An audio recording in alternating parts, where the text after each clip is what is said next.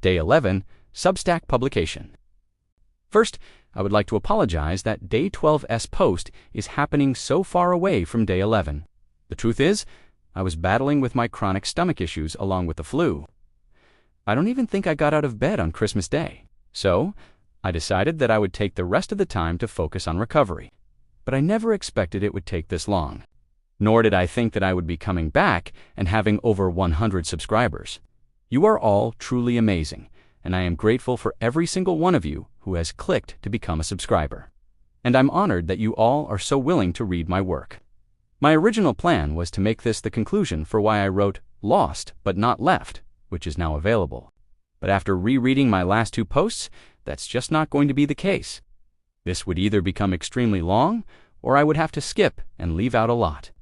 And honestly, I just can't do that to you all. So, let's jump back in.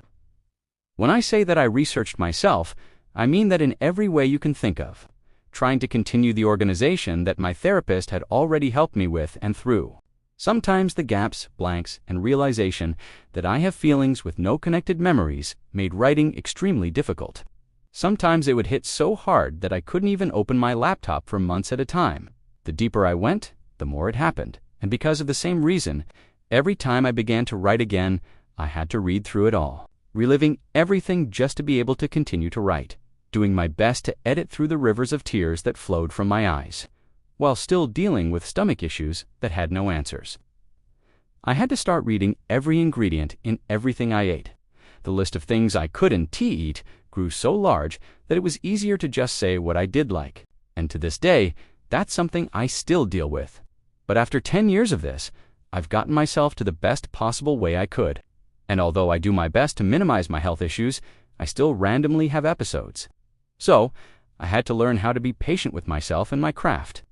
The more I changed things, the more it made me cry as my writing got better. Yet to this day, the first draft of Part 1 of my autobiography has never been finished. As I went through this emotional roller coaster, I bought a project car, one that didn't really run and that had sat for years under a tree.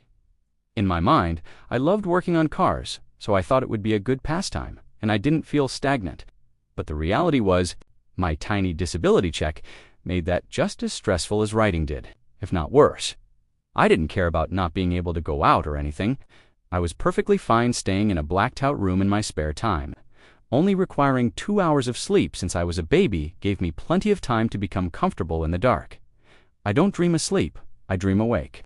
And although I can write during the day, it's something about watching the sunset and writing through the night until the sun rises again that just comforts me. This was a hard cycle that I went through for literally years. But still, even though I didn't notice it, I was growing and becoming.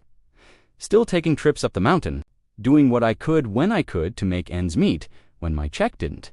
But going backwards was no longer an option or a thought, and the more I grew, the more I fought through with grace. And although I noticed my peace, I still didn't truly understand how much I had overcome or grown. I just kept my head down and tried to do better than the day before.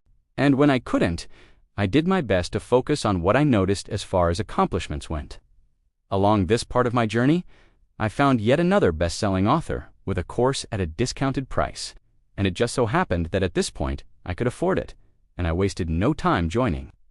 I did 8 courses a day just to put into perspective how much time I truly spent learning, and this is while still doing every single other thing as well.